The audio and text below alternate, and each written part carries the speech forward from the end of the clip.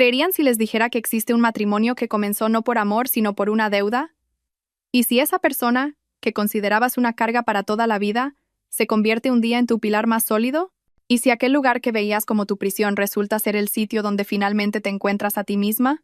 La historia de hoy no es escandalosa, pero contiene una profunda calidez humana, lágrimas y una silenciosa esperanza, más intensa que cualquier otra. Es la historia de una joven que, por una deuda de 200.000 euros, tuvo que casarse con un hombre parapléjico. En su primera noche de bodas intentó huir, dejando a su marido encerrado en la habitación. Pero en ese preciso instante, fue testigo de una escena que sacudió su corazón hasta los cimientos, y desde ese día, su vida tomó un rumbo completamente nuevo. ¿Estás pasando por un momento de desesperación? ¿Sientes que ya no queda ninguna esperanza? Si es así, te pido que escuches atentamente este relato. Quizás, en él, encuentres un fragmento de ti mismo que creías perdido. Recuerdo ese día con total claridad. El día en que, vestida con un traje de novia blanco impoluto, entré en la casa desconocida de un hombre al que no amaba. No fue el destino ni el amor. Me casé para pagar una deuda. Aunque parezca increíble, a mis 25 años, mi vida ya no me pertenecía. Mi padre había fallecido hacía tiempo, y debido a una estafa perpetrada por un familiar, lo único que nos quedó a mi madre y a mí fue una deuda de casi 200.000 euros. Mi madre, sola, apenas lograba subsistir vendiendo verduras en un puesto del mercado. Algunos días, los inspectores la perseguían y volvía a casa con las manos vacías. Mi sueldo de oficinista apenas alcanzaba para mis gastos y las medicinas de mi madre. No había forma de soportar el peso de la deuda que nos aplastaba. Entonces, un día, recibí una proposición de matrimonio de un hombre en silla de ruedas. Se llamaba Mateo, y era el único hijo del señor Montenegro, el hombre más rico de la región. Mateo había sido un joven talento prometedor, había estudiado en el extranjero y dirigía su propio negocio. Pero unos años atrás, un accidente de tráfico lo dejó paralizado de cintura para abajo.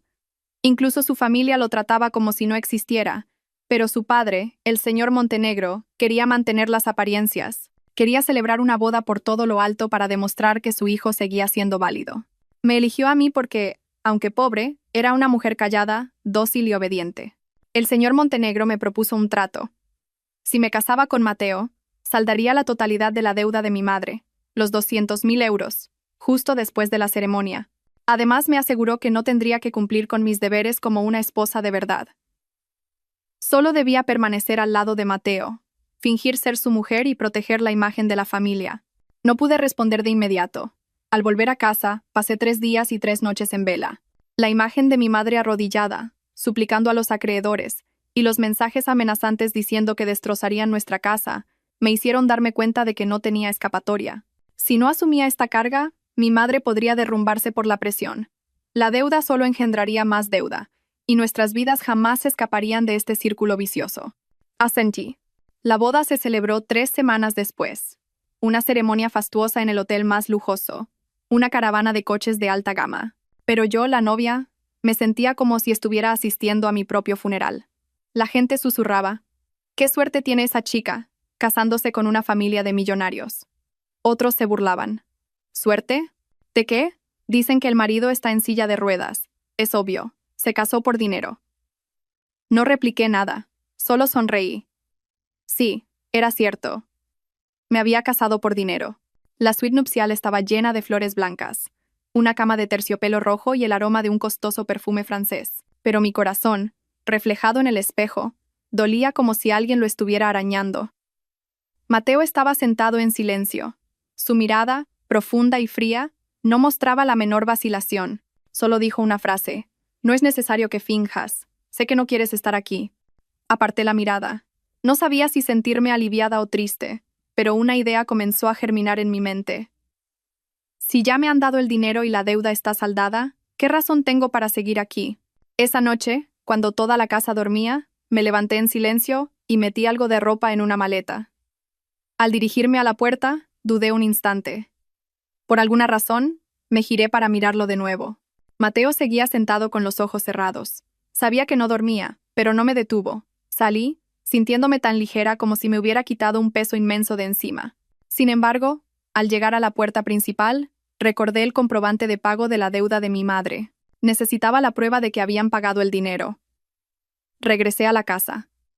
Todo estaba en silencio, y la puerta del dormitorio estaba entreabierta. En el momento en que entré, me quedé helada. Mateo estaba intentando caminar.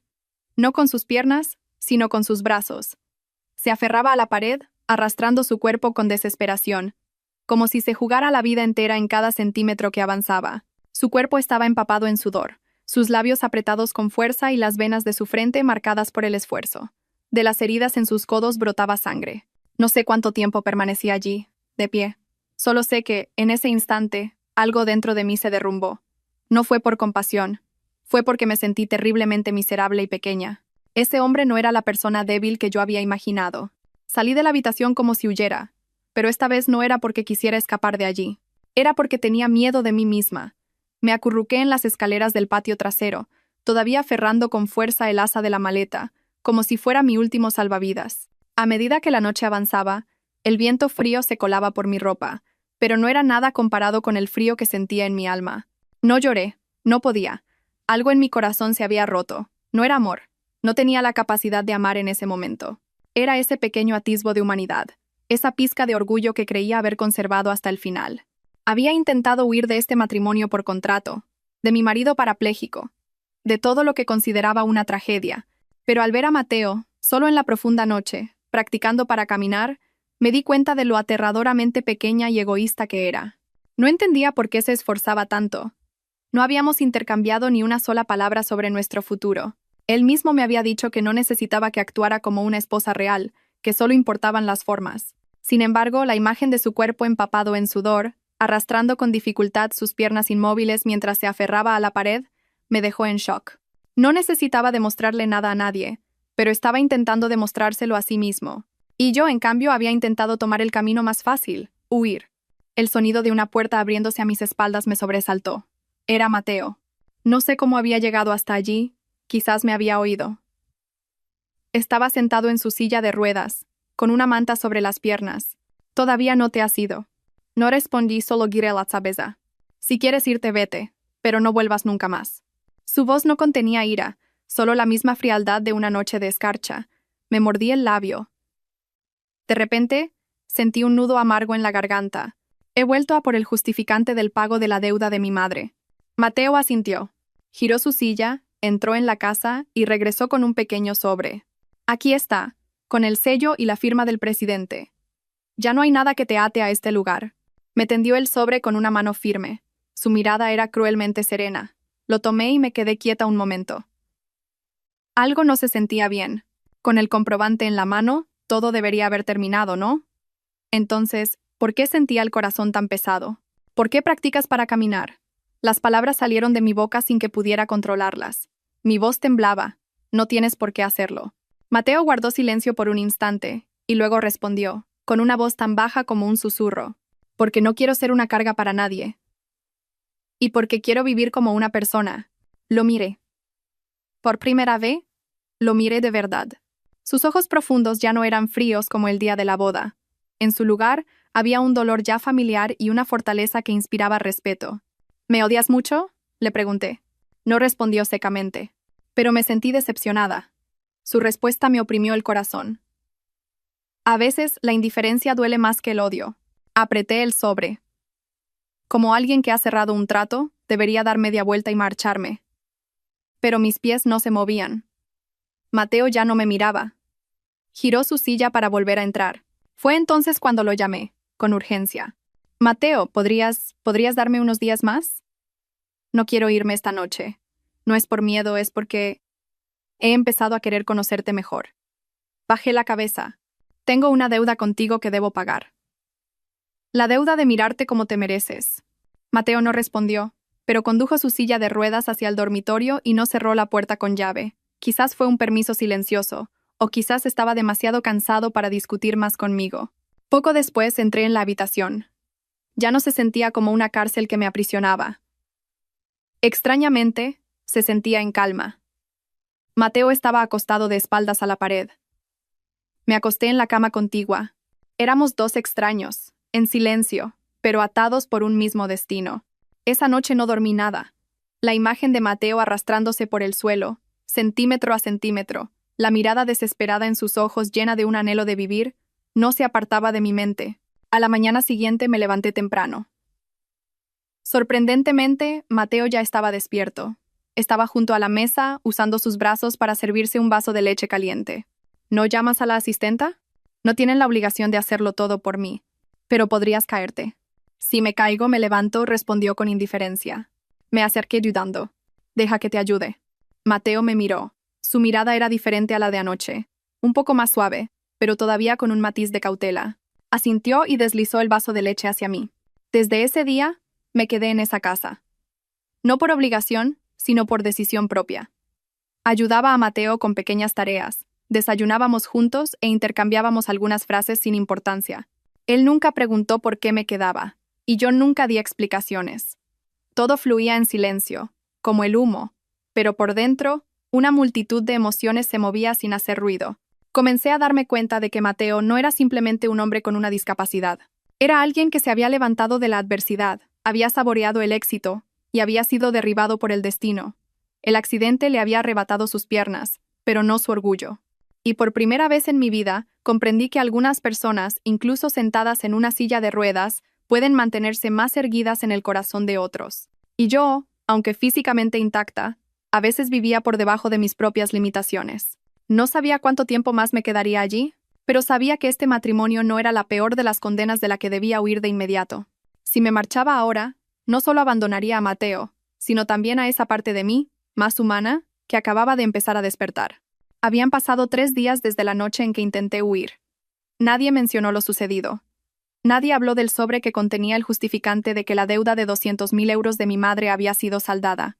Pero aunque nadie dijera nada, sabía que entre Mateo y yo todavía existía una distancia silenciosa e inconfesable. Vivíamos como compañeros de piso, corteses y amables pero nada cercanos. Por la mañana, le preparaba la leche a Mateo, le ayudaba a pasar de la cama a la silla de ruedas, lo acompañaba al comedor y luego ordenaba su habitación.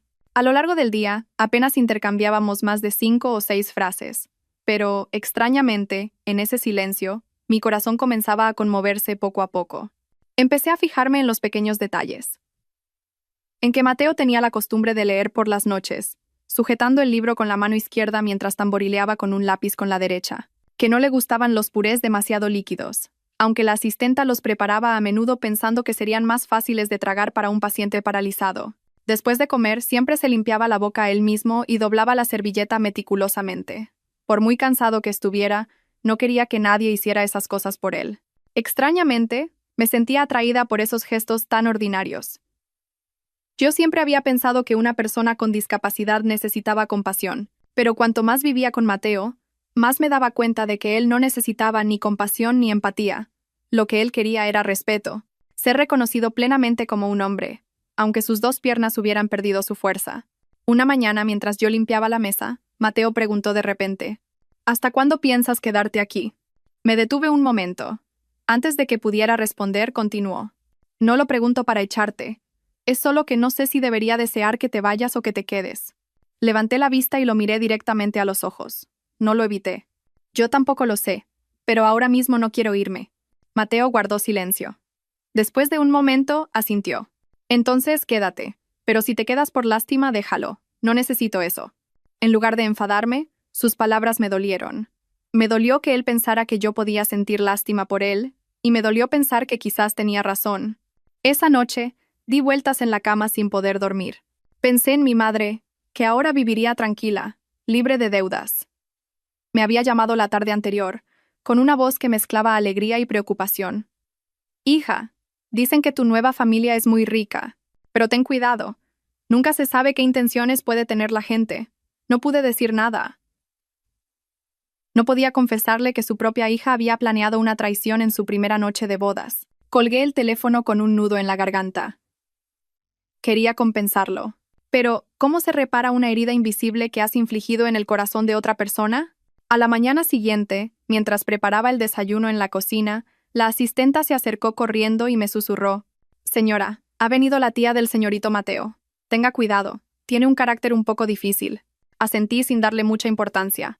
Pero al salir al salón y ver a una mujer vestida con un elegante traje negro, con los brazos cargados de pulseras de oro, mirándome de arriba a abajo, comprendí que su advertencia era real.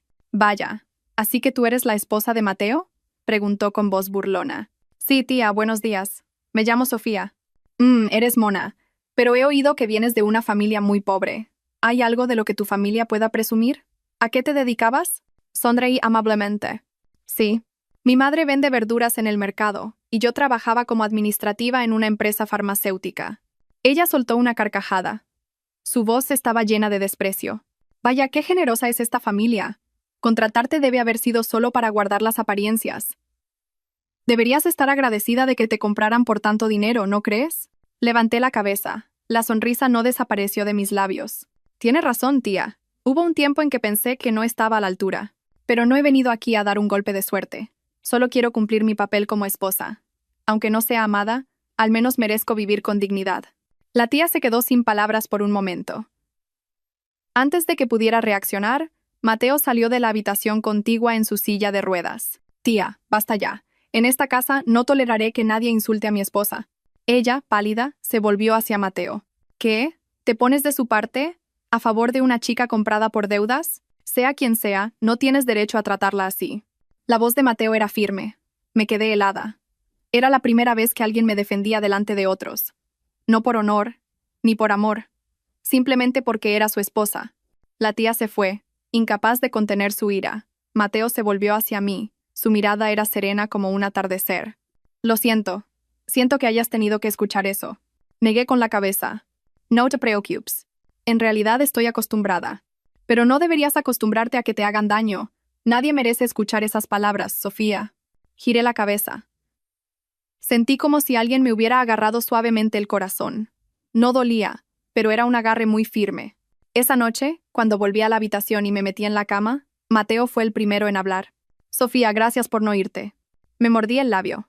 Después de un momento respondí en voz baja. Y gracias a ti por no odiarme, Mateo.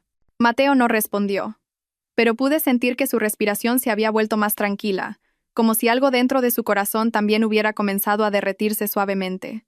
Después del pequeño enfrentamiento con su tía, pensé que la relación con Mateo se suavizaría un poco. Al menos, ya no nos tratábamos como extraños viviendo bajo el mismo techo. Pero justo cuando todo comenzaba a sentirse un poco más cómodo, un suceso inesperado se acercó en silencio. Fue tan ligero como una brisa pasajera, pero a su paso, arrasó incluso la paz que apenas comenzaba a brotar. Era un sábado por la mañana. Estaba tendiendo la ropa en el patio trasero cuando sonó mi teléfono. Era un número desconocido, pero pensé que podría ser un conocido de mi madre o un antiguo compañero de trabajo, así que contesté. Dígame, soy Sofía. Una voz de hombre baja, ronca y escalofriantemente familiar llegó desde el otro lado. Sofía, soy yo. Me quedé helada en el sitio. ¿Cuántos años habían pasado? Esa voz. No podía ser. ¿Daniel? Sí, soy yo. Acabo de llegar a Madrid. Te he estado buscando. Mi cuerpo se paralizó y mis manos temblaron tanto que casi dejó caer el teléfono. Era él. El hombre al que había amado locamente, por el que había esperado durante 3 años, solo para encontrar un final miserable. El hombre que había desaparecido sin decir una palabra, dejándome sumida en el dolor y la traición. ¿Cómo conseguiste mi número? Pregunté, con la garganta seca. Se lo pregunté a tu madre. Sé que te has casado, pero quería verte solo una vez. De verdad. Solo una vez. Estoy delante de tu casa. Como si hubiera recibido una descarga eléctrica, corrí hacia la puerta principal sin pensar. Y, efectivamente, allí estaba él, todavía alto y delgado, con la misma mirada que una vez había derretido mi corazón.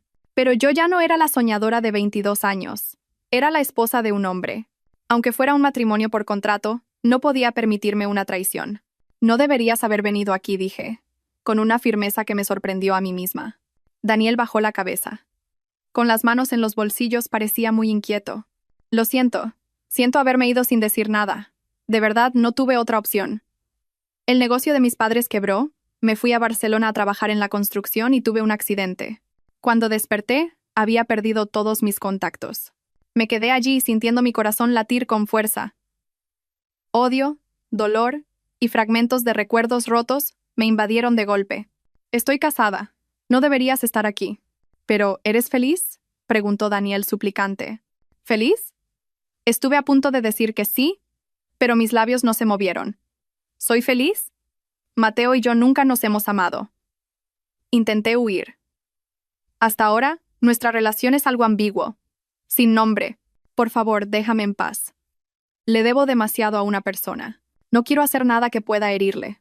Daniel no dijo nada más. Me miró durante un largo rato y luego se dio la vuelta, con pasos pesados, como si cargara con toda la tristeza del mundo. Volví a casa con el corazón hecho un lío. Al entrar, vi a Mateo sentado en el salón. Su mirada estaba fija en la puerta, como si llevara mucho tiempo allí sentado. ¿Quién era? Su voz era tan fina como un hilo, pero hizo que mi corazón diera un vuelco. Tragué saliva. Un viejo conocido. ¿Un antiguo amor? Preguntó sin rodeos. Asentí. Con alguien como Mateo, las mentiras no funcionaban. No era alguien a quien se pudiera engañar fácilmente. ¿Piensas volver con él? Preguntó. Su mirada ya no era tan serena como antes. No, ya no lo amo. Solo fue un momento de debilidad por el pasado. Mateo no dijo nada más y giró la cabeza para mirar por la ventana. Sé que no me debes nada. Nunca tuvimos ninguna atadura. No lo interrumpí. Mi decisión de quedarme aquí es mía. Nadie me ha obligado, ya sea para devolver un favor o por cualquier otra razón. No quiero herir a nadie. Mateo guardó silencio. Pero esta vez, el silencio no fue pesado. Fue ligero, como un suspiro de alivio. Esa noche, estaba en el balcón mirando la luna. Mateo se acercó en silencio en su silla de ruedas. Se quedó a mi lado, mirando la luna conmigo, sin decir nada. Después de un rato dijo de repente, ¿sabes, Sofía? Desde que quedé paralizado, en todos estos años, nadie había elegido quedarse a mi lado de verdad. Mi antigua novia me dejó, mis amigos se distanciaron, incluso mis parientes me evitaban. Pensé que tú harías lo mismo. Me giré lentamente hacia él. Estuve a punto de hacerlo, pero ahora sé que quedarse es lo correcto. Él sonrió. Fue la primera vez que lo veía sonreír desde que nos casamos. Una sonrisa genuina, ni cínica ni triste. En ese momento, sentí que mi corazón daba un vuelco, no de dolor, sino de emoción. Quizás había empezado a amar a este hombre en silla de ruedas, no porque hubiera pagado la deuda de mi madre, sino porque él mismo me había enseñado qué es el verdadero coraje, cómo vivir sin depender de la compasión y cómo mantenerse erguido incluso cuando no puedes ponerte de pie. Pero justo cuando pensaba que todo estaba mejorando, una semana después, otro secreto salió a la luz. Y esta vez no provenía de mí, sino de su familia. Una tarde, mientras preparaba la cena, la asistenta me susurró: «Señora, creo que el señor Montenegro está intentando vender la casa a espaldas del señorito para pagar una deuda personal». Los oí hablar en el sótano. Me quedé helada. ¿Vender la casa para pagar una deuda personal? ¿Qué estaba pasando? ¿Y por qué ocultárselo a Mateo? Esa tarde, estaba tan alterada que casi se me cayeron las verduras que estaba lavando. El susurro de la asistenta me punzaba por dentro como una aguja. Vender la casa para pagar una deuda personal. Y en secreto para Mateo. ¿Por qué? ¿Y por qué yo, una extraña, era la primera en saberlo? Me sequé las manos apresuradamente y volví a la cocina como si nada, pero mi mente era un caos. Si lo que decía la asistenta era cierto, ¿Mateo no sabía nada? Él es el único hijo, herido en cuerpo y alma. ¿Y su padre, el hombre que yo creía que amaba a su hijo, era realmente así? No me atreví a preguntarle a Mateo. Pero esa noche, después de asegurarme de que estaba dormido, salí sigilosamente de la habitación y bajé las escaleras. En la casa del señor Montenegro había un sótano cerrado con llave detrás de la cocina de servicio. Desde que llegué, nunca había visto a nadie entrar allí. Solo una vez, el día de la boda, escuché al señor Montenegro discutiendo algo en voz muy baja con un hombre desconocido. Me acerqué con cuidado. Tal como dijo la asistenta, una tenue luz amarilla se filtraba por la rendija de la puerta de madera. Pegué la oreja y escuché. Te lo dije, por esos terrenos de la costa podemos sacar al menos 8 millones. 3 para la deuda del banco y el resto nos lo repartimos entre los 3. Que nadie de la familia se entere, incluido Mateo, pero si Mateo se entera, se opondrá de inmediato. ¿Y qué sabe él? No es más que un inútil. Un lisiado que vive gracias a mí, ¿qué derecho tiene a oponerse? Al escuchar esas palabras, la sangre me hirvió. Apreté los puños y todo mi cuerpo tembló. Cada palabra del señor Montenegro era como una cuchilla que me atravesaba el corazón. No era por el dinero, era por su actitud tan fría y despiadada. El hombre que había pagado la deuda de mi madre, a quien yo consideraba honorable y moral, en realidad estaba engañando a su hijo para pagar sus deudas personales y enriquecerse. Lo que más me dolía era que no veía a Mateo como una persona con sentimientos, sino como una carga que podía utilizar y excluir de todas las decisiones. Me di la vuelta, agarrándome el pecho para poder respirar. Mis pasos por el oscuro pasillo pesaban como el plomo. Esa noche no pude dormir. Solo una pregunta daba vueltas en mi cabeza. ¿Lo sabrá Mateo? A la mañana siguiente decidí contárselo todo. No quería ocultárselo. Pero antes de hablar le pregunté, Mateo, ¿crees que la gente es capaz de sacrificar incluso a su propia sangre para salvar su honor? Mateo se quedó pensativo un momento y luego negó con la cabeza. Nadie debería, pero para algunas personas las apariencias son más importantes que la familia. Asentí y empecé a hablar lentamente. Tu padre está intentando vender los terrenos de la costa, no por ti, sino para pagar una deuda personal. Y está intentando ocultártelo. Mateo se quedó paralizado. No reaccionó con la ira o la vehemencia que yo esperaba. Simplemente, su rostro se endureció, como si toda la energía lo hubiera abandonado. Después de un momento preguntó, ¿estás segura? Lo escuché con mis propios oídos en el sótano. Asintió y, en silencio, se alejó en su silla de ruedas. No lo seguí. Sabía que nadie puede calmar la tormenta que se desata en el corazón de otra persona. 3 días después, Mateo no volvió a mencionar el asunto, pero yo sabía que estaba verificando los hechos en silencio. Revisó a escondidas documentos de propiedad y llamó a conocidos de su padre. Y su mirada se oscurecía cada día más. Ya no había luz en ella. Era la mirada de alguien que sabe que ha sido traicionado. Pero no puede resistirse. Esa noche me dijo, el justificante de los 200.000 euros que te dio mi padre, ¿todavía lo tienes? Sí, todavía lo tengo. No lo tires. Llegará un día en que lo necesites. Habló como si estuviera dejando un testamento. Lo miré, confundida. ¿Tienes algún plan? Hay una persona más que puede salvar esta casa. ¿Quién? Tú. Me quedé atónita. ¿Qué puedo hacer yo? Eres mi esposa legal. Hay propiedades que después de la boda, mi padre no tuvo tiempo de cambiar y están a nombre de ambos como bienes gananciales. Si tú no das tu consentimiento, él no podrá vender esos terrenos a su antojo. Me quedé sin palabra. Pero si hago eso, tu padre me odiará. Podría ser rechazada por toda la familia. Mateo me miró con ojos tan tristes como un lago en otoño. Tú no les debes nada. Pero si quieres salvarme, esta vez, tendrás que estar a mi lado como una esposa de verdad. Guardé silencio. No por miedo, sino porque, por primera vez, sentí que Mateo me necesitaba. No por formalidad, ni por un trato. Era un hombre pidiendo protección a la única mujer que le quedaba a su lado. Asentí. Lo haré. A la mañana siguiente, contacté a un amigo abogado, un antiguo compañero de trabajo. Le pedí que redactara un documento para hacer valer mis derechos sobre los bienes gananciales y, al mismo tiempo, presenté una solicitud en el registro de la propiedad para paralizar cualquier transacción sobre esos inmuebles hasta que hubiera un acuerdo conyugal. Por la tarde, el señor Montenegro recibió la notificación. Me llamó al salón. Sus ojos estaban inyectados en sangre, como los de una bestia herida. ¿Qué demonios has hecho, Sofía? Eres una extraña. ¿Con qué derecho te metes en los asuntos de esta familia? Me mantuve firme, sin retroceder un paso. Soy la esposa legal de Mateo. Como miembro de esta familia, también tengo mis derechos. Si pretendía vender los terrenos, al menos debería habérselo comunicado a Mateo. Y si cree que por estar en una silla de ruedas no tiene ningún derecho, entonces se equivoca, señor. Golpeó el escritorio con el puño. Su rostro se enrojeció. ¿Y crees que has hecho bien? Ingrata. Lo miré directamente a los ojos, sin rehuir su mirada. Yo también intenté huir, pero fue Mateo quien me hizo quedarme. Y ahora, no puedo permitir que vuelva a ser herido. Aunque me gane su odio por ello, no me arrepentiré. El señor Montenegro no dijo nada más. Pero supe que acababa de perder una baza importante. Y yo, por primera vez, me sentí la verdadera esposa de un hombre. No por un certificado de matrimonio, sino porque me había atrevido a luchar con él contra la injusticia de su propia familia.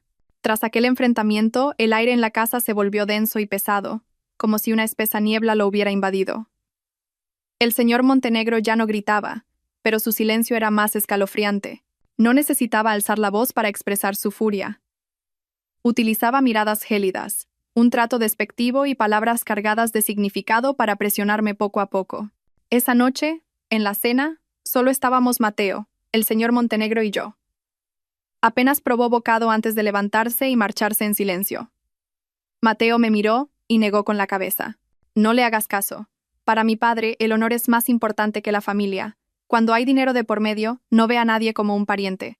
No respondí, pero en el fondo de mi corazón sabía que él había empezado a verme como una espina que debía arrancar, y su venganza llegó mucho antes de lo que yo esperaba. 2 días después fui a hacer la compra como de costumbre. Al volver, la asistenta salió corriendo a mi encuentro, agitada. Señora, ha ocurrido algo terrible. El presidente ha traído a unos hombres y han registrado toda la habitación del señorito Mateo. Forzaron la cerradura y se llevaron las escrituras, las libretas del banco e incluso sus informes médicos. Corrí a la habitación, aterrorizada. El despacho de Mateo era un caos. Las estanterías estaban volcadas. Los cajones abiertos. Todo revuelto como si un huracán hubiera pasado por allí. Mateo estaba sentado, inmóvil. Su rostro estaba pálido y frío como el papel.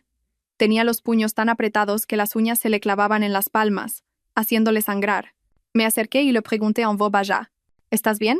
Solo quiere dejar claro que esta casa es suya, dijo Mateo, y que yo solo soy un arrimado, y tú, una nuera no bienvenida. Contuve la rabia y tragué saliva. Hablaré con su padre de nuevo. No hace falta, me interrumpió Mateo. Ya has hecho suficiente. Ahora es mi turno. Esa tarde Mateo llamó a su abogado personal. Le pidió que preparara una demanda civil por la copropiedad de los bienes gananciales, basándose en que él nunca había firmado una renuncia a sus bienes y que nuestro matrimonio era válido. Me senté a su lado sin decir nada. Simplemente me mantuve en silencio detrás de él. Sabía que si añadía una sola palabra más, Mateo se sentiría aún más débil. Exactamente 3 días después, el señor Montenegro recibió la citación del juzgado. Esta vez, su ira ya no pudo ser contenida. Nos convocó al salón. Delante de la asistenta y 2 parientes curiosos, gritó: «Después de todos estos años criándote, ahora te atreves a demandar a tu propio padre, Mateo». Mateo respondió con calma: «Padre, usted no tiene derecho a disponer de los bienes gananciales sin mi consentimiento. La ley lo establece así. La ley te da de comer. Soy yo quien te mantiene, y ahora me muerdes la mano». Di un paso al frente. «Señor, no es justo que hable así. Si le hemos ofendido, lo sentimos. Pero no queremos una guerra. Solo queremos proteger el mínimo de justicia y confianza que queda en esta familia». El señor Montenegro agitó la mano. «Cállate. No estás en posición de dar lecciones en esta casa. ¿La mosquita muerta que trajimos por conveniencia ahora pretende destruir a la familia?» Sus palabras me dejaron helada. Nunca me había sentido tan humillada. Pero lo que más me dolió fue la mirada de Mateo. Esta vez, no me defendió como la última vez. Simplemente, bajó la cabeza y guardó silencio. Esa noche, después de que todos se durmieran, me senté sola en el balcón. Por primera vez desde que decidí quedarme, me sentí completamente vacía. No estaba enfadada con el señor Montenegro. Él siempre había sido así. Estaba triste por el silencio de Mateo. Quizás él también estaba bajo demasiada presión. O quizás había empezado a sospechar que yo lo había arrastrado a una guerra contra su padre. Pasó 1 hora. Mateo se acercó en silencio en su silla de ruedas y se sentó a mi lado. El silencio reinó entre nosotros. Finalmente, rompió el hielo. Siento haber guardado silencio antes. No respondí. No quería ponerte en peligro. Si hubiera dicho algo, mi padre se habría convencido aún más de que tú me estabas incitando. Tenía miedo de que te hiciera daño. Me volví hacia él. Su rostro demacrado estaba lleno de una mirada de disculpa. Sentí que se me escapaban las lágrimas. No de tristeza, sino porque lo entendía. No necesitas defenderme. Solo necesito saber que sigues de mi lado. Me tomó la mano suavemente. Siempre estaré de tu lado, pase lo que pase. Asentí. Y en ese preciso instante, me di cuenta de que amaba a este hombre. Amaba su calma, su fortaleza y ese pequeño corazón que, incluso en medio de un profundo dolor, pensaba en mí. Pero la tormenta aún no había terminado. A la mañana siguiente, la policía se presentó en casa. Me entregaron una citación. Se había presentado una denuncia anónima acusándome de matrimonio fraudulento para apropiarme de los bienes de mi marido. Mi cuerpo se paralizó. El rostro de Mateo se tornó lívido de ira. Intentó incorporarse y gritó: «Sé perfectamente quién ha hecho esto». ¿Hace falta que diga su nombre en voz alta? Todos los presentes guardaron silencio. El señor Montenegro seguía bebiendo su té, sin decir nada. Ni lo negó, ni lo refutó. Pero su mirada era suficiente para saber que esta era su verdadera venganza. Esa mañana, el ya gélido ambiente de la casa se tornó más oscuro que nunca. El sonido del coche de policía en la puerta hizo que la asistenta casi dejara caer la tetera que servía. Me quedé inmóvil. El oficial, con voz seca, me entregó la citación. No parecía grave, pero era suficientemente intimidante. Señora Sofía García, deberá presentarse a declarar en relación a una denuncia por presunto matrimonio fraudulento con fines de apropiación de bienes. Preséntese mañana a las 8 de la mañana en comisaría. Recibí el papel con ambas manos. El sello rojo sobre él parecía una herida. Sabía quién había orquestado todo esto. No podía ser otro que el señor Montenegro. Su actitud indiferente mientras bebía el té, como si no tuviera nada que ver, era la prueba más clara. Miré a Mateo. Su rostro estaba encendido de ira, y sus manos, que agarraban los reposabrazos de la silla, temblaban ligeramente. «Iré contigo», Sofía dijo Mateo con firmeza. «No, estoy bien». Le apreté suavemente el hombro. «Iré sola. Si no he hecho nada malo, no tengo nada que temer». Mateo me miró, con los ojos llenos de preocupación, pero finalmente asintió. Aún no soltaba mi mano. Esa noche, di vueltas en la cama sin poder dormir. Recordé cada uno de los días que había vivido en esa casa, desde el día de la boda, el momento en que intenté huir, hasta la noche en que lo vi arrastrarse con sus brazos. Todos los momentos en los que elegí quedarme y decidí enfrentarme a todo junto a él pasaron por mi mente como una película a cámara lenta. Yo, que una vez me consideré solo una actriz interpretando el papel de esposa, ahora estaba en el centro de la tormenta de una familia adinerada pero llena de intrigas. No me arrepentía de haberme quedado, pero por primera vez me pregunté si no había ido demasiado lejos. A la mañana siguiente, me puse una camisa blanca, me recogí el pelo pulcramente y sin maquillaje me dirigí a la comisaría. Quería que la gente me viera como realmente era, no como una nuera falsa ni una estafadora, sino como una mujer con dignidad que se mantenía al lado de su marido, dispuesta a superarlo todo. Un inspector me condujo a una pequeña sala de interrogatorios. Había 2 personas, el inspector encargado y una mujer que parecía una asesora legal. Señora Sofía García, se ha recibido una denuncia anónima. El contenido alega que usted se casó con su marido aprovechándose de su discapacidad para apropiarse de los bienes familiares. ¿Tiene algo que decir al respecto? Respiré hondo y levanté la cabeza. Me casé con el señor Mateo Montenegro, con el consentimiento pleno de ambas partes, y formalizamos un matrimonio legalmente válido. Si es necesario, puedo presentar los informes médicos de mi madre, el justificante de que mi familia política saldó una deuda y el documento de liquidación de deuda firmado por el señor Montenegro, quien presumo que es quien me ha denunciado. Sin embargo, hay un testimonio que afirma que durante su convivencia con su marido, usted mantuvo una relación inapropiada con otro hombre. Mi corazón dio un vuelco. Parecía que también sabían de la visita de Daniel. Respondí con calma. Es cierto que un antiguo novio vino a buscarme, pero no reanudé ninguna relación con él. Vino a disculparse por el pasado, y todo terminó ahí. Si es necesario, pueden revisar las cámaras de seguridad de mi casa. Pueden probar que no estuvo más de 5 minutos. El inspector me miró fijamente durante un largo rato y luego asintió. La mujer a su lado anotó algo en sus papeles. Después de un momento, el inspector añadió: para el careo, también citaremos al señor Montenegro padre y a su marido. Hasta que termine la investigación, no puede abandonar su lugar de residencia sin autorización. Asentí y salí de la comisaría. Mi mente era un torbellino. No era la investigación lo que me asustaba. Me preocupaba qué pensaría Mateo de todo esto. Al llegar a casa, Mateo me estaba esperando en la puerta. Estaba sentado en su silla de ruedas bajo el sol, sin sombrero, con la frente perlada de sudor. ¿Estás bien?, preguntó, preocupado. Negué con la cabeza y me senté a su lado. Con una mano le sequé el sudor de la frente y con la otra le apreté la suya. Estoy bien, pero tu padre no se detendrá aquí. Mateo me apretó la mano con fuerza. Entonces tendremos que ser más fuertes. Esa noche, por primera vez desde que nos casamos, Mateo me llamó a su despacho. Me entregó un fajo de documentos. Esta es una lista de todas las propiedades que están a mi nombre. Guárdala tú, para que sepas qué hacer si algo me pasa. Miré a mi marido, con un nudo en la garganta. No quería sus cosas. No quería convertirme en la persona que todos decían que era, una cazafortunas. Pero, por primera vez, sentí que confiaba plenamente en mí.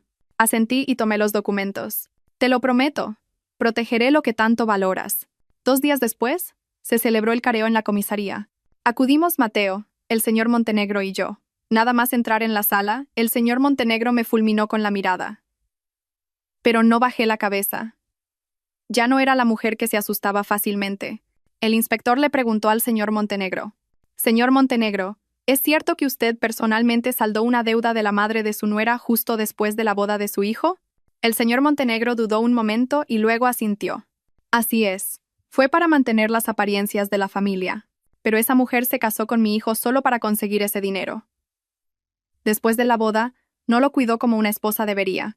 El inspector se volvió hacia Mateo. Señor Montenegro, hijo, ¿qué opina usted? Mateo respiró hondo y dijo, con voz clara y firme, Sofía es mi esposa legal. Intentó marcharse, pero eligió quedarse de nuevo, no por dinero, sino por mí.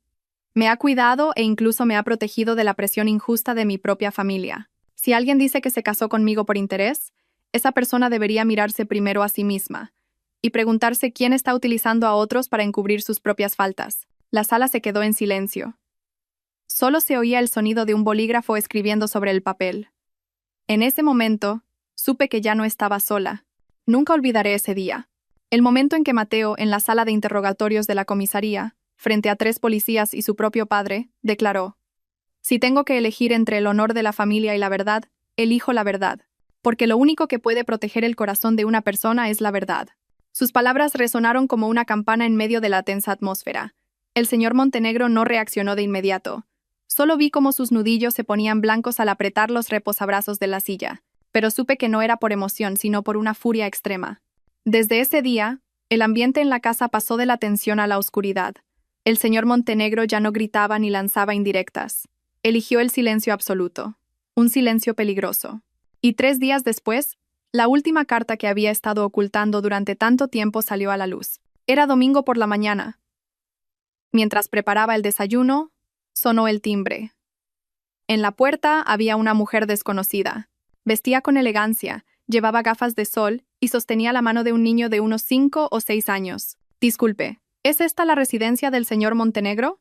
Me sorprendió un poco, pero respondí cortésmente. Sí, lo es. Adelante. Ella me escrutó de arriba abajo y luego dijo sin rodeos. Soy la madre del hijo de su marido, Mateo Montenegro. Me quedé paralizada. Mi corazón pareció detenerse por unos segundos. ¿Perdón? ¿Qué ha dicho? Balbuceé, con la garganta seca. Lo que ha oído. Este niño es el hijo de su marido, Mateo. Yo soy su madre. Si no me cree, llámelo y compruébelo usted misma. No podía creer lo que oía. ¿Mateo tenía un hijo? Si era cierto, ¿por qué nunca me lo había dicho? Mientras yo permanecía petrificada, Mateo salió de su habitación en silla de ruedas. Al ver a la mujer, se detuvo un instante, pero no pareció sorprendido ni nervioso. Al contrario, estaba tan tranquilo que resultaba escalofriante. ¿Por qué has traído al niño?, preguntó Mateo. La mujer se quitó las gafas de sol, revelando unos ojos afilados y unas cejas bien perfiladas. Porque no voy a permitir que mi hijo pierda sus derechos de herencia. Corre el rumor de que pronto le vas a ceder tu parte a tu esposa. He venido a recordarte que tienes otro hijo. El aire se volvió irrespirable. Me agarré al brazo de una silla para no caerme. Mateo se volvió hacia mí y dijo lentamente: Sofía, siento no habértelo contado antes, pero no tengo ningún hijo con esta mujer. Todo fue un montaje de mi padre antes del accidente. La mujer se burló. ¿Ahora te echas para atrás? ¿Creías que me quedaría callada? Se suponía que debía mantenerlo en secreto, pero el señor Montenegro me pidió que te lo insinuara. Me dijo que si yo abría la boca, tu puesto de esposa desaparecería en un instante. Miré a Mateo. Busqué en sus ojos una explicación, sinceridad, o al menos un simple reconocimiento. Mateo asintió. Su mirada, fija en mí, no vaciló. Antes del accidente, tuve una relación complicada. No la amaba. Fue un matrimonio de conveniencia, por papeles, que mi padre arregló para una colaboración empresarial. Me obligaron. Después del accidente, quise anularlo todo, pero mi padre no lo permitió. Me quedé sin palabra. ¿Entonces ese niño no es tu hijo? Hace mucho tiempo que hicimos las pruebas de ADN, dijo Mateo con firmeza, pero mi padre ocultó los resultados. Tenía miedo de que mancharan la reputación de la familia, y ahora está usando esto para sacarte de mi vida. La mujer vaciló. No esperaba que Mateo se atreviera a mencionar las pruebas de ADN. Después de un momento gritó: Bien, ¿con qué esas tenemos? Pues prepárate, te demandaré por la filiación. Demándame. Pero antes te convendría solicitar una nueva prueba de ADN. Porque yo guardo en una caja fuerte los resultados originales, junto con las pruebas de que recibiste dinero para dar falso testimonio. La mirada de Mateo no flaqueó ni un instante. El rostro de la mujer se puso lívido de ira. Se dio la vuelta bruscamente, tiró de la mano del niño hacia la puerta, y no olvidó lanzar una última amenaza. El señor Montenegro no te dejará en paz. Incluso después de que la puerta se cerrara de un portazo, yo seguía paralizada en la silla. Mis emociones eran un caos: sorpresa, ira, confusión y dolor. Mateo se acercó en su silla y se sentó frente a mí. Tomó mi mano, que estaba helada. Sofía, lo siento. No sabía que mi padre llegaría a estos extremos. Iba a contártelo todo cuando esto acabara. Es culpa mía. No debería haberlo ocultado. Aparté su mano. Las lágrimas me nublaban la vista. No te estoy culpando a ti. Es que estoy cansada. Realmente, estoy muy cansada. ¿Por qué todo tiene que ser tan complicado? Supongo que porque nací en una familia que no sabe lo que es el afecto. Las palabras de Mateo me dejaron sin aliento. El hombre que había perdido sus piernas y su fe en el amor ahora era reducido a una herramienta comercial por su propio padre, y tenía que soportar con su propio cuerpo esa cruel venganza. Lo miré. Mi corazón dolía como si lo estuvieran cortando con un cuchillo. Pero por primera vez en mi vida quise hacer algo por él. No por gratitud, ni por una deuda, porque lo amaba de verdad. Me sequé las lágrimas y dije con voz temblorosa: no tienes que disculparte, superaremos esto juntos. No dejaré que nadie te expulse de este mundo como si fueras un objeto roto. Mateo se mordió el labio. Sus ojos se enrojecieron. No lloró. Pero supe que si hubiera podido levantarse, me habría abrazado con todas sus fuerzas. Al día siguiente, Mateo publicó los resultados de la prueba de ADN en sus redes sociales, con una declaración contundente: actualmente no tengo ningún hijo de ninguna relación matrimonial. Se emprenderán acciones legales contra cualquier falsedad. La publicación causó un gran revuelo. Parientes, vecinos y socios comerciales comenzaron a susurrar, y el prestigio del señor Montenegro cayó oficialmente por los suelos. Pero yo sabía que eso solo lo convertiría en una persona aún más peligrosa. Desde el día en que Mateo publicó los resultados de la prueba de ADN, esta mansión dejó de ser un hogar cálido. Se convirtió en una jaula, lujosa pero llena de tensión y frialdad.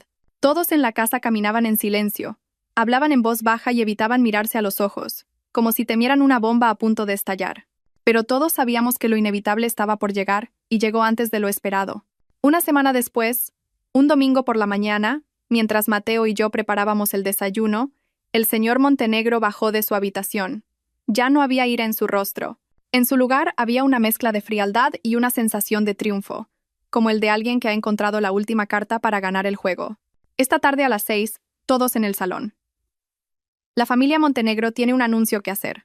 Habló brevemente y se dio la vuelta sin dar tiempo a preguntas. Miré a Mateo. Frunció el ceño, pero no dijo nada.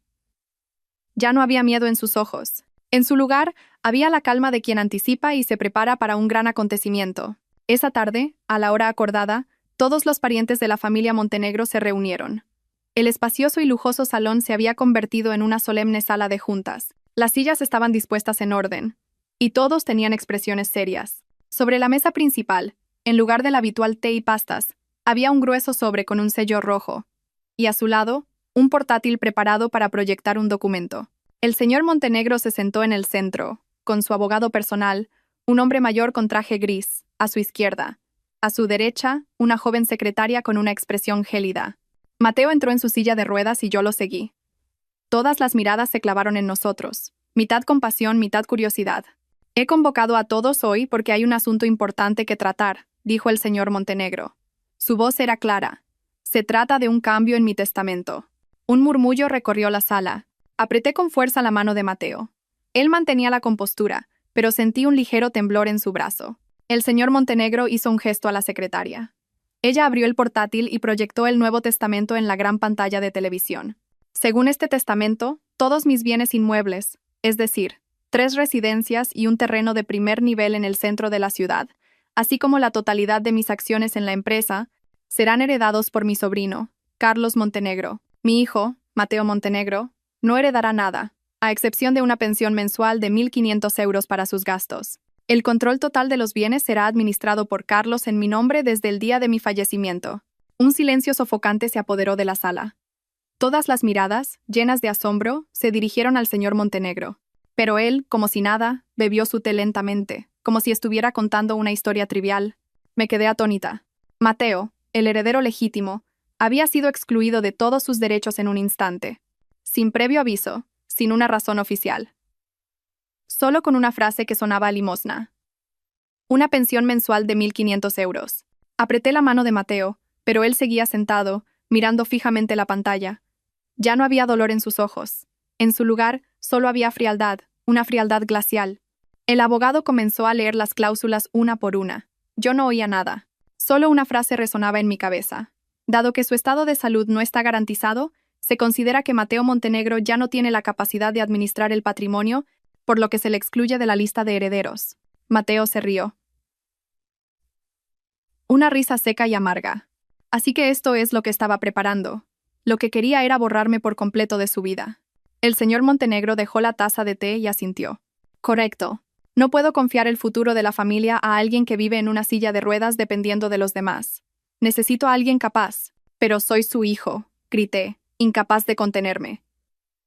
Aunque su cuerpo esté impedido, es una persona que piensa, que siente, que tiene moral.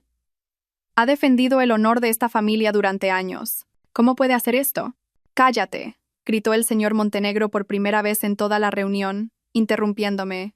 ¿Quién te crees que eres para darme lecciones de cómo ser padre? ¿La nuera que traje para guardar las apariencias ahora pretende sermonear a sus mayores? Sentí un nudo en la garganta. Mateo puso su mano sobre la mía, indicándome que me calmara. Así que esta es su decisión final, dijo Mateo. Sí. Todos los documentos están legalizados ante notario. Demándame si quieres. Estoy preparado. Mateo guardó silencio por unos segundos. Luego, con una voz baja y lenta, dijo: No lo haré. Lo miré sorprendida. Pero, Mateo. Él me miró. Había determinación en sus ojos. No necesito demandar. No quiero una fortuna construida sin sangre ni lágrimas. Si para recuperarla tengo que vender mi dignidad, entonces no la quiero.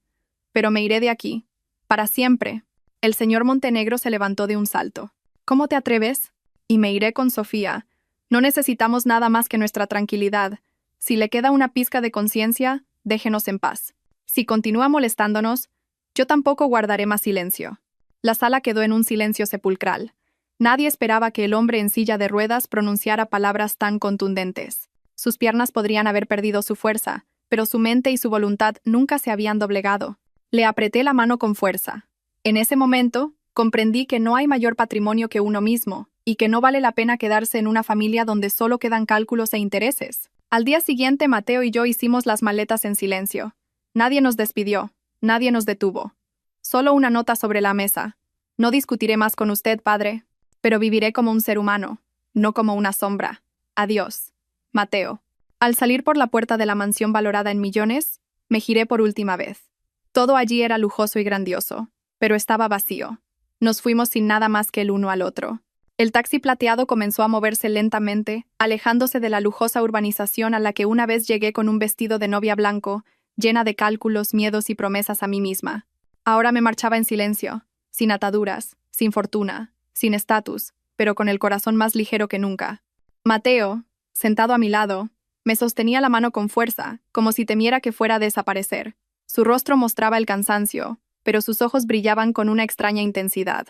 Sabía que estaba herido, rechazado por su propio padre con un testamento cruel, objeto de la compasión o el desprecio de toda su familia. Pero, al mismo tiempo, era libre. Libre para empezar de nuevo. A su manera, sin tener que esforzarse por complacer a nadie. ¿A dónde vamos?, pregunté en voz baja cuando el taxi salía de la ciudad. Mateo me miró y sonrió. Hay una pequeña casa en Cercedilla. La dejó mi madre, que en paz descanse. Nunca he estado allí, pero creo que es hora de volver. Asentí. No necesitaba una gran mansión ni coches de lujo. Me bastaba con una casa con un techo y el hombre al que había elegido como marido a mi lado. Esta vez, por un sentimiento genuino, no por obligación ni por una deuda. La casa de Cercedilla estaba enclavada en una colina, rodeada de un pinar y flores silvestres. No era grande, apenas 50 metros cuadrados. El tejado rojo estaba descolorido por el paso del tiempo, pero las paredes eran robustas y la puerta, firme. Y lo más especial era que esa casa tenía alma. Lo sentí desde el primer momento en que entré. Olía a cerrado, pero era cálida. Mateo se quedó sin palabras al ver el viejo escritorio de madera que había usado su madre. En el mantel descolorido y en las viejas fotos colgadas en la pared, su madre parecía seguir bordando con paciencia y cariño. Le tomé la mano. Arreglaremos esta casa. Yo decoraré la cocina y plantaré flores. Y tú escribirás ese libro con el que soñabas. ¿Qué te parece? Mateo asintió. Sus ojos se enrojecieron. ¿No tienes miedo de las dificultades? Sonreí. con una mezcla de dulzura y firmeza. He vivido ahogada por las deudas. He pelado verduras con mi madre en el mercado, y he dormido en el suelo frío. No tengo miedo a las dificultades. Lo que me da miedo es vivir sola, sin nadie en quien confiar y a quien amar. Mateo no dijo nada más. Me atrajo hacia él y apoyó su cabeza en mi hombro. Por primera vez desde que me convertí en su esposa, lo vi verdaderamente vulnerable. No porque necesitara ayuda, sino porque confiaba y se apoyaba en mí. Los días siguientes fueron ajetreados, pero pacíficos.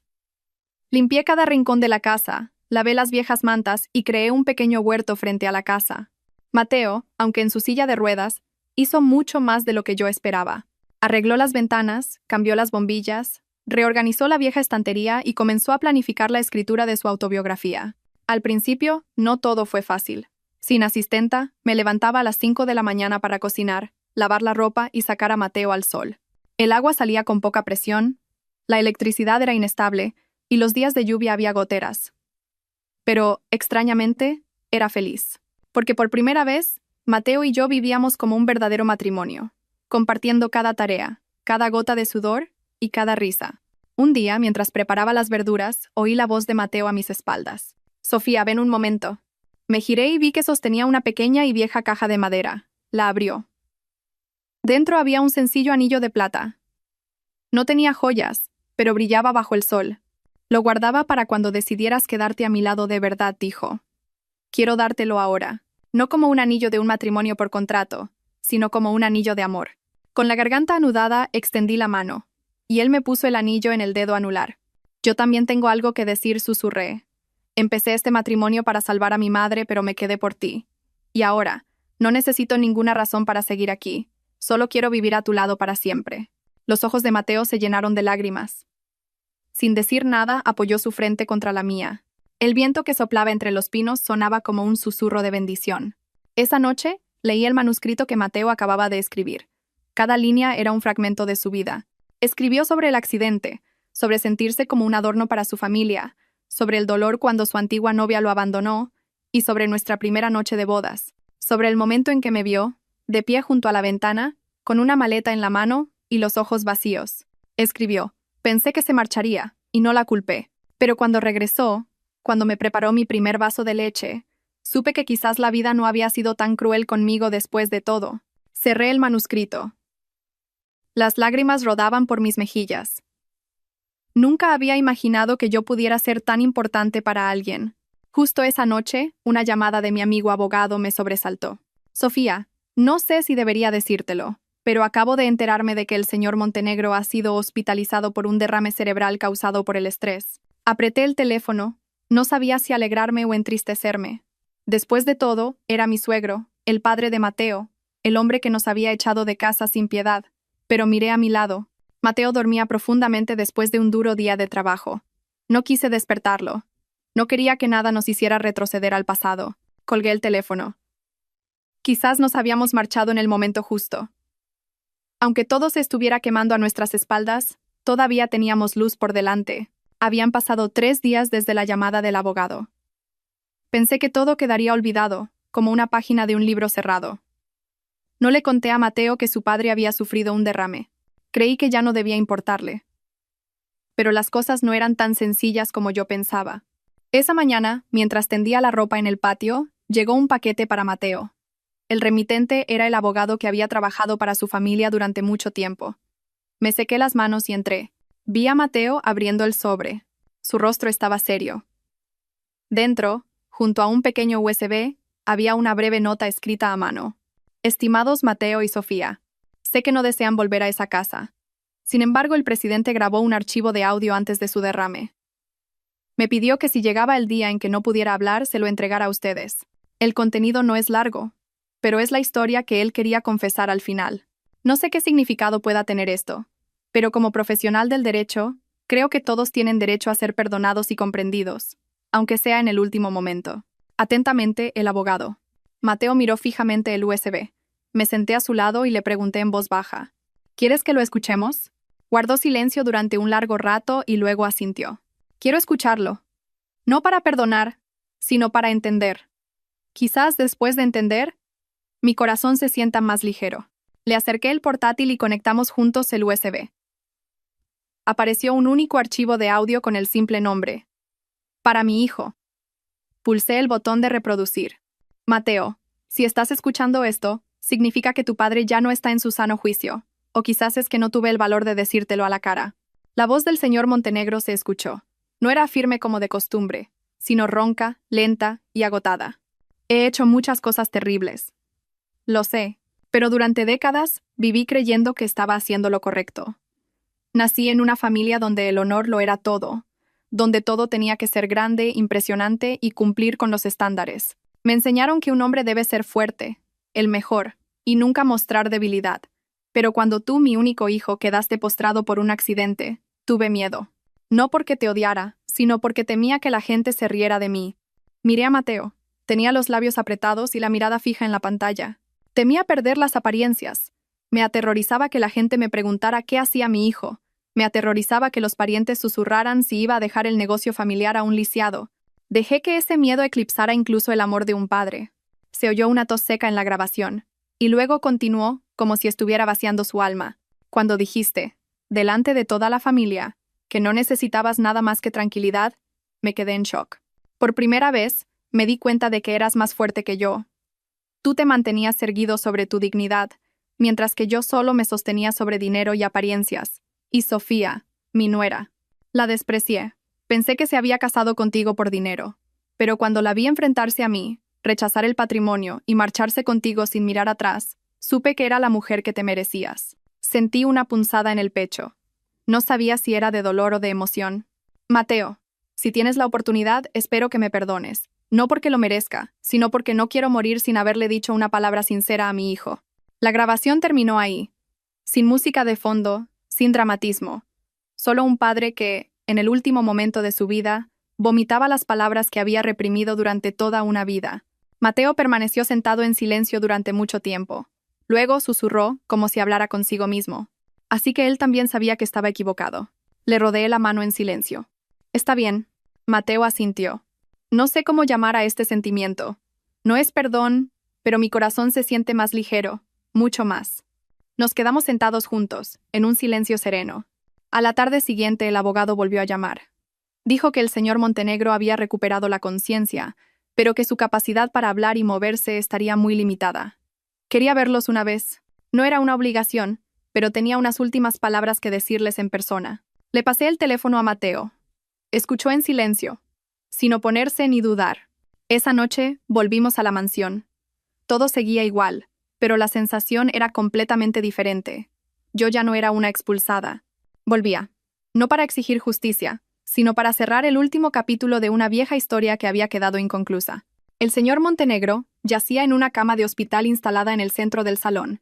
Su rostro estaba demacrado, su pelo más blanco, y en sus ojos ya no había la llama de la autoridad. Solo un vacío inmenso. Al ver a Mateo, sus ojos se llenaron de lágrimas. Mateo se acercó a la cama. El señor Montenegro extendió una mano temblorosa, pero no pudo hablar. Solo una respiración agitada y una mirada suplicante. Mateo tomó su mano. No dijo nada, pero supe que ese gesto era una respuesta. El abogado me entregó un sobre. Es el Nuevo Testamento. El presidente cambió el contenido después de enviarles el USB.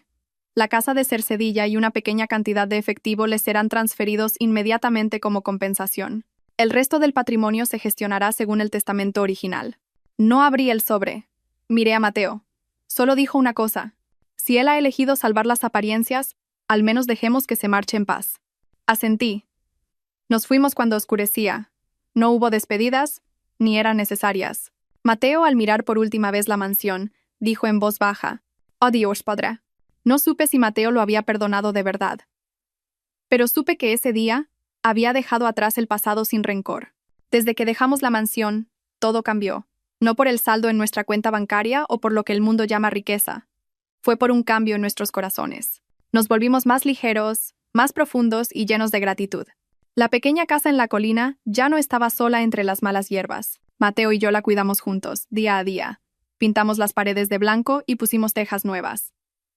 El jardín delantero se llenó de flores y, al lado de la casa, creció el huerto que yo misma planté. La pequeña cocina siempre estaba cálida, llena del olor a comida y el sonido de los platos. A veces, La felicidad es tan simple como eso. Mateo publicó su libro. Recuerdo el día que sostuvo el primer ejemplar impreso, con las manos temblorosas, como un niño que alcanza un sueño por primera vez. El título era Yo me sentaba solo. Era una autobiografía sobre su dolor, la traición, la esperanza y sobre una esposa llamada Sofía. El libro no tuvo una gran promoción, pero en 3 meses se vendieron los 3.000 ejemplares. Muchos lectores le enviaron cartas de agradecimiento. Algunos decían que estaban a punto de renunciar a la vida, pero que su historia les había dado una razón para seguir adelante. Por la noche, leía esas cartas en silencio y lloraba, no de orgullo, sino porque sabía que Mateo se había levantado de verdad. Sus piernas seguían débiles, pero su alma estaba completamente sanada. Unos meses después, mi cuerpo empezó a dar señales extrañas. Cansancio, náuseas, falta de apetito y un antojo constante de cosas ácidas. Mateo pensó que era por el exceso de trabajo, y yo lo atribuí al tiempo. Pero cuando fui al médico, el doctor sonrió al ver la ecografía. Felicidades.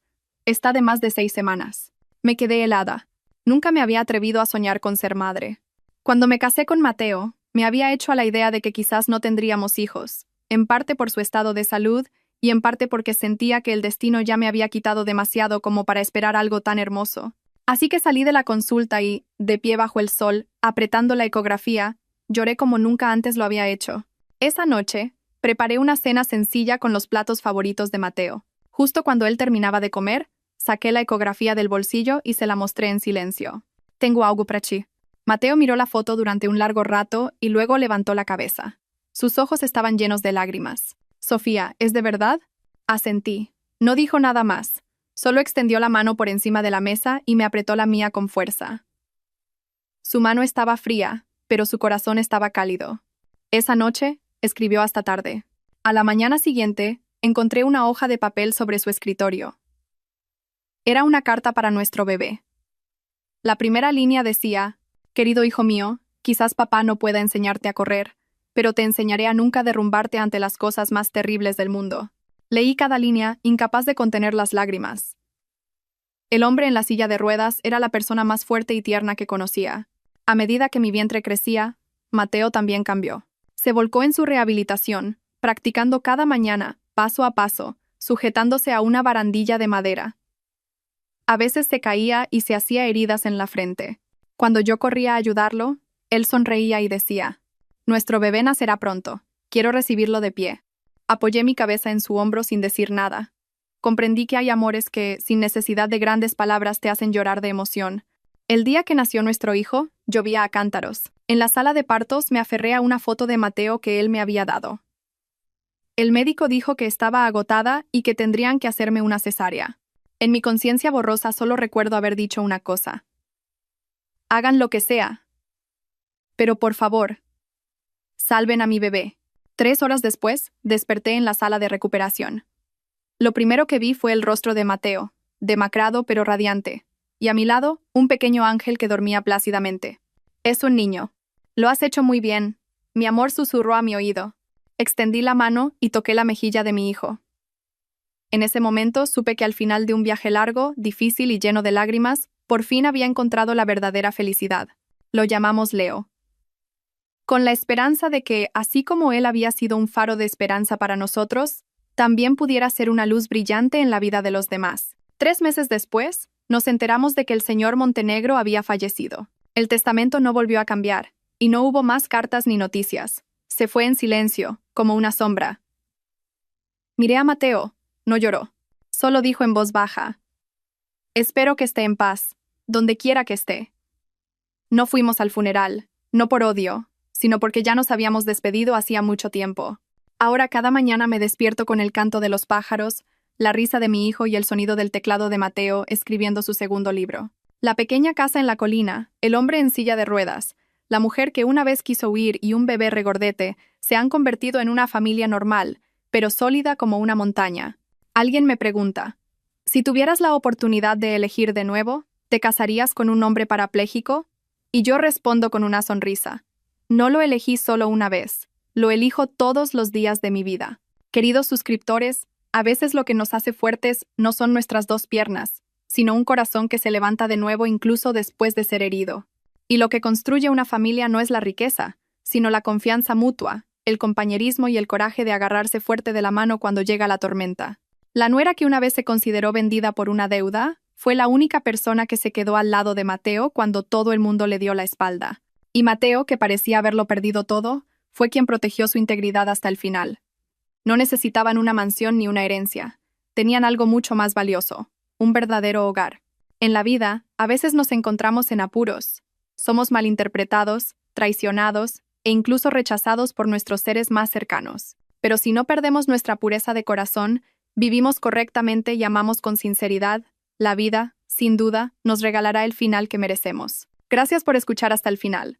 Si la historia de hoy ha resonado en sus corazones, suscríbanse al canal Secreto del Corazón. Seguiremos compartiendo historias más profundas y significativas. Miren a las personas que tienen a su lado un poco más de espacio, un poco más profundo. A veces la felicidad no consiste en tenerlo todo, sino en tener a esa persona a tu lado y suficiente amor. Les deseo a todos salud y días tranquilos y felices con sus seres queridos.